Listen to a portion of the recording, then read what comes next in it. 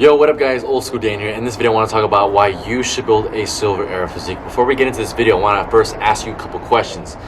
I want to make a t-shirt that supports a cause and spreads awareness. So the awareness is silver era bodybuilding. Not a lot of people know about silver era bodybuilding or building a silver era physique, so I'm trying to spread more awareness to this, but I'm also fighting a cause. You see, the cause that we're fighting against is the bubble gut. Everybody knows about the bubble gut bonanza, the bubble gut madness. We all don't like it. We really oppose it.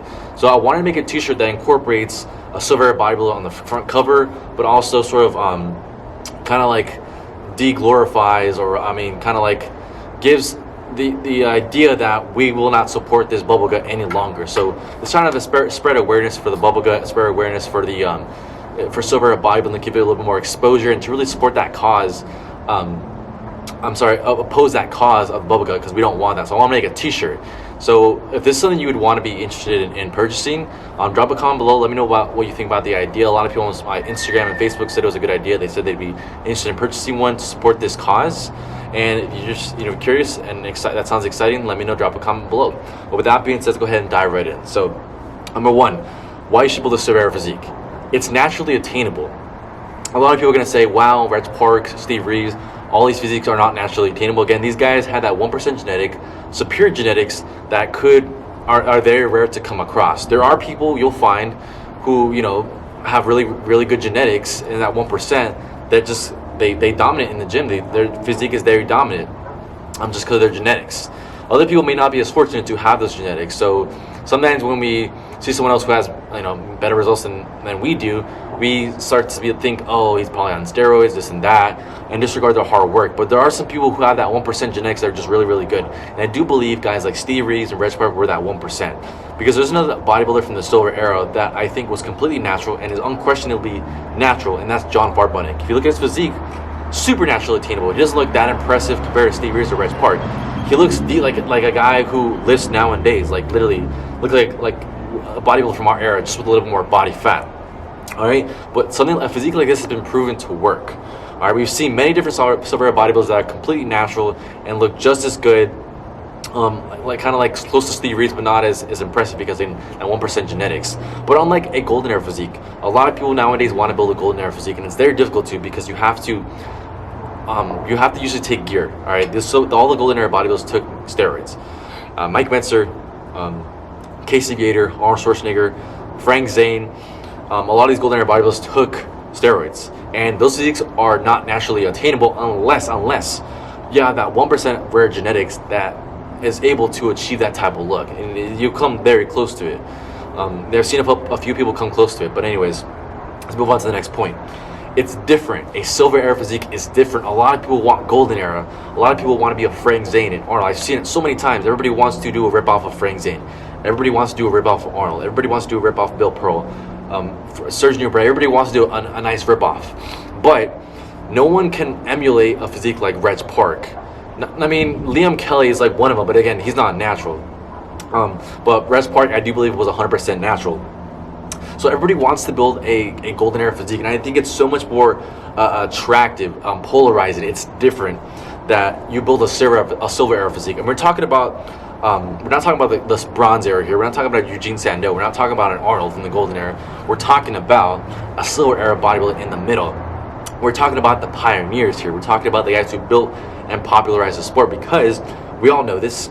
Steve Reeves was pretty much the only man who did really popularize bodybuilding. Steve Reeves. You talk to any of the golden era bodybuilders that are legendary today, you ask them who inspired them, Steve Reeves. A lot of them are going to say Steve Reeves. Samir Banu, Steve Reeves. Frank Zane, Steve Reeves. Arnold being the exception, that he didn't like Steve Reeves' physique. He says it's a little bit too kind of, I guess, pretty, and he wants a little bit more rugged. He chose Reg Park. So, and after that, then sort of, Arnold did popularize bodybuilding with pumping iron, but that's not what we're talking about here. We're talking about the pioneers who built and popularized the sport, because Steve Reeves is the only man that I know that had a crowd of people follow him down the beach. There's nobody else I've seen do that, ever, in any story. Not Jack Dillinger, not Arnold, not Franco, not Frank Zane, nobody. He's the only man I've heard this story, and that is an insane story. All right? Number 3, it's attractive. It's proportional, it's symmetrical, it's natural, it's different, it stands out. Everybody wants to build golden era. No, some people, I think they want to build a bronze era, which is kind of cool too. But Nobody wants to build a silver era. When you do, it's like, wow, that's kind of cool, that's different. People want to be a part of something that's different. It stands out. When you see something that stands out, it gets a lot of attention. And maybe you don't like the attention, that's totally fine, but some people do like the attention. And it brings attention to your body. It's like, wow, it's not a golden era physique, but it's a silver era. Wow, that's interesting. What's more about that? They want to know more about that. And it's the idea of a Greek god. When you look at bodybuilders like Mike Mentzer, Frank Zane being the only exception, Serge Nubret, Franco, Arnold, all these guys didn't have that Greek god look. They just didn't look like it. I think they were just too big for that. But one of the epitome of a Greek god bodybuilder is Steve Reeves. He had the hair, the body, the really nice chiseled face. He was handsome, charismatic. He had the physique for it. He looked like a Greek god. And then Reg Park being like that too. Reg Park definitely being like that too. He was like the Hercules. Everybody knows him as that, the Hercules. Steve Reeves too. They both played Hercules, but I think Reg Park definitely has that physique because it's very rugged. It looks a lot more masculine, whereas Steve Reeves is a little bit more refined and kind of like how do I say, a little, I guess you could say pretty for sure. Kind of the way Arnold described it, but it's very close to the idea of a Greek god. You don't really get that with the Bronze Era. It's kind of rare for you to get that with the Golden Era, unless you're talking about Frank Zane here. It was kind of like really the only exception. You could say is pretty much the king of aesthetics. But other than that, Arnold and all those other guys, they don't really look like Greek gods. The only one being the exception of Frank Zane. But the epitome of a Greek god, I think, or the epitome of Greek god bodybuilders comes from the Silver Era. You look at all the other ones: George Eiferman, Clarence Ross, Jack Dillinger, Reg Park, Steve Reeves. All these guys look like Greek gods. All right. Last one. It's sustainable. Unlike a Golden Era physique, you have to train 6 days a week. And again, you don't have to train 6 days a week, but again, this is how they train. They train chest, back, shoulder, arms, legs, rest, repeat, all right? And I guess they were a little bit more of a slave to the gym. And they didn't say slaving. I mean, they really enjoyed it. They really liked going to the beach, eating, tanning, repeating the same thing, all right? But that physique has to have a relatively low body fat. And again, I say this, that if you want to build a Golden Era physique, if you want to build a true one, like an Arnold, a Franco, a Serge Nubret, a Mike Mentzer, you do have to take gear. These guys did take steroids, and quite a bit of them as well, all right? But unlike the Silver Era, these guys were all built naturally. There are a ton of Silver Era bodybuilders that are unquestionably natural. Definitely, for sure, like John Farbonik being one of them. Definitely unquestionably natural, for sure. All right, but the training was also different. You're training 3 days per week, full body, compared to 6 days of the week. So it's a little less of a commitment. But also, the one thing I also want to mention is that there's a sweet spot between high and low body fat. Whereas the Golden Era physique has sort of a relatively low body fat, whereas the Silver Era physique is sort of in the middle. It's not low, it's not super high, and they were sort of in that middle. It's that sweet spot. Because if you look at guys like Reg Park, Steve Reeves, all these guys didn't really have really low body fats when they won these competitions. And that's not exactly what they were looking for. This is why Vince Giordano could never win a contest, because he was one of the first shredded bodybuilders, and we all know this, but they didn't like that look. They were like, what is this? Like, you're too ripped. Like, they didn't want to give him that first place, because that isn't what they were looking for. They were looking for a physique like Clarence Ross, Steve Reeves, Reg Park, something, sort of rugged, still kind of has some mass in there, a little bit refined, but not too refined like a Vince Giordano. All right, and also the diet's so completely different as well. When we're talking about a Golden Era diet, a lot of these guys, and again, you don't have to use this type of diet. You could use a different diet, but I'm just saying for reference purposes, is that these Golden Era bodybuilders did use a keto diet. They did high fat, high protein, and low carb. And a lot of us, and I have worked with a lot of clients who failed using the keto diet. It's exactly why I don't use it when I work with them, because I don't believe it's very sustainable. Because when you grow up, you're used to eating a lot of carbs. You're used to eating, okay amount of protein, a good amount of fat. And all of a sudden now you want to take away the carbs. And again, carbs are like brain food. And if you're something not used to, it's going to be very difficult to transition to. This is why I sort of recommend what I call a Silver Era approach, which is kind of like, okay, when we talk about Reg Park, if you ever seen his breakfast, you ever read about the breakfast he eats, it's sort of not really like a clean breakfast. It's kind of like a flexible dieting, kind of like if it fits your macros breakfast, because it's got like tea, bread, soup, cheese, and a bunch of items of that such, and it's like, wow, that's not really much of a clean diet. I was like, when you think of an Arnold diet, or like a Franco, or like a Mike Mensa, these guys sort of ate, pretty clean for the most part. There are some stories of like Arnold and Franco going to like the Polly's Pies and buying pies before the competition and stuff like that. But for the most part, I think they eat relatively clean. And unlike the silver bodybuilders, they ate a little bit. It's like it was a little bit more flexible.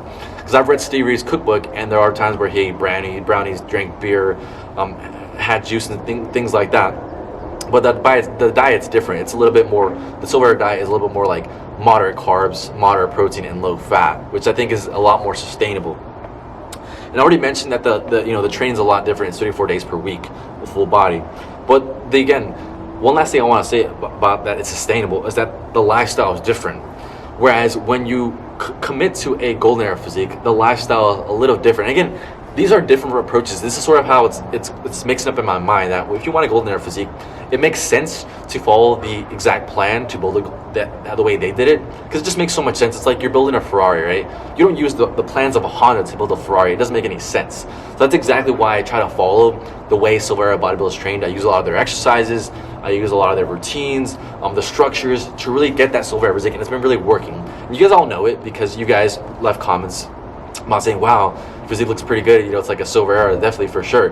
That's because I follow a lot of silver era guidelines, and it makes so much sense to follow the same thing for golden era guidelines if you're going after that physique. All right, so the lifestyle is a lot different. Let's get into that. The lifestyle of a golden era bodybuilder it's the hierarchy. It's kind of like starts off as, we want to look good, but we also want to compete, and then it comes to health. Whereas silver era bodybuilder was like, our health, look good, compete. And now for a modern bodybuilder, and I just want to mention this as well because that's good to spread awareness about this, which is the modern bodybuilder really cares about competing, looking good, and then health. All right, so like the golden era bodybuilders train because they wanted to look good, but they also want to compete, and the health was in there as well. But unlike the modern bodybuilders, it's just like we want the money, we want to compete, and then we want to look good. And then we like their sole goal is to win competitions, become pro, yada yada, look good, and then the last thing they give a shit about is their health. All right, we all know about this, the bubblegum bonanza. All right, guys, hope you enjoyed this video. I want to make a quick reminder and do a quick recap of the whole entire video.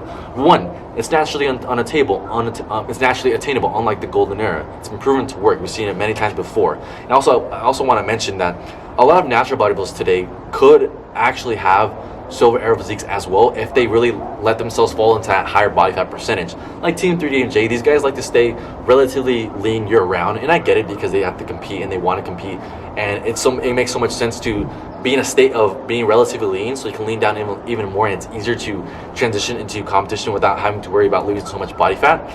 But in the silver era, it was different. You don't have to be super lean to win these competitions. They wanted someone who was lean, but also had some size and was in a higher body fat percentage category. All right, so I think that's something that they practice, is that if something that a natural bodybuilder today had a little bit more body fat on him could look relatively close to a silver era bodybuilder if they let it happen, if the physique was in the right proportions, standards, and had the right symmetry of a classic physique. All right, I just want to add in there as well. Number two, it's different. Everybody wants to build a golden era physique. It's it's not bronze era, it's not golden era, but it's silver era. It's different. Not a lot of people know about this. All right, and we're talking about the pioneers who built the sport. And these pioneers inspired a lot of other golden era bodybuilders. Keep in mind this. All right, number three, it's attractive, it's proportional, it's symmetrical, it's natural, it's different, it stands out. A lot of people tend to disregard someone's physique because they use steroids. But if you don't, people greatly admire you and respect you. I could say a lot more, because we could also respect someone who is on gear. But if they lie to us and say they're natural, but they're actually on gear, we tend to disrespect them. And that's something that's not honorable, and we don't like that. We prefer that someone is honest about their gear use. And again, they don't have to be honest, but we would appreciate if someone is. All right. And again, we're talking about the Greek god ideal. These men did look like Greek gods, relatively close, unlike golden era bodybuilders who were, I guess, a little bit too massive. Red Spark being the definition of pretty much Hercules. And number four, it's sustainable. You don't have to have a super low body fat. You can be in that higher body fat percentage. You don't have to worry about my macros and yada yada. You have to kind of like, keep on check a little bit, make sure you're eating relatively clean. If you could see some visible abs, that's fine. A lot of people actually wanted to see me in silver era physique competition in shape when I entered the Mr. Golden era. But again, it was a Mr. Golden era contest. They were looking for a physique that was conditioned, symmetrical, proportional, and had qualities of a golden era physique, not a silver era physique. That's exactly why I came in that condition. All right, and Nick did compliment my condition. He put it on his Instagram story for the record. All right, the training's a lot different. If you want to follow a golden era physique, again, the trainings will be like about 6 days per week. Full body with silver era physique is 3 to 4 days per training. Number one, and last one, is that diet and training is a lifestyle. With the silver era bodybuilders, their lifestyle was a mixture of training and their own life, whereas the golden era bodybuilders were a little bit more committed. They went to the beach, they trained for a long time, 3 to 5 hours, 6 days per week. They would eat, go to the beach, tan, and repeat, and that was pretty much their life. And they would go to work, of course. But the silver era bodybuilders, if that was their career, that was was a little bit more of a commitment, and that was their life. But some of them did just sort of train for their health because they want to look good. Some never really competed, and some competed just for fun, and some just didn't. Some competed just to look good. But yeah, it was more of a lifestyle. It wasn't too much of a commitment. All right, but again, some of the splits back then now were not only full body. Some did upper lower, and Golden Era Bookworm did mention that some of them did bro splits as well. All right, so want to remind you one last thing about the shirt that I made. Again, we're supporting a cause that's silver era bodybuilding awareness. I want to have something that sort of kind of looks like Steve Reeves, because I don't think I can get Steve Reeves on the front cover, just because I would probably have to pay for it, and I don't really want to have to get the license for it, because I want something that looks kind of like Steve Reeves, but I also want to include the bubble gut, a bodybuilder who has like a bubble gut, but just to spread awareness and to really support a cause and go against something else. Like, I really don't like the bubble gut, and I don't think it's acceptable that we have that anymore. I think we should really stop the bottle physique, really. But anyways, guys, if you want to support this, drop a comment below and let me know. With that being said, subscribe for more videos like this. Give this video a thumbs up. Thanks for watching. I'm Old School Dan. I'm gone.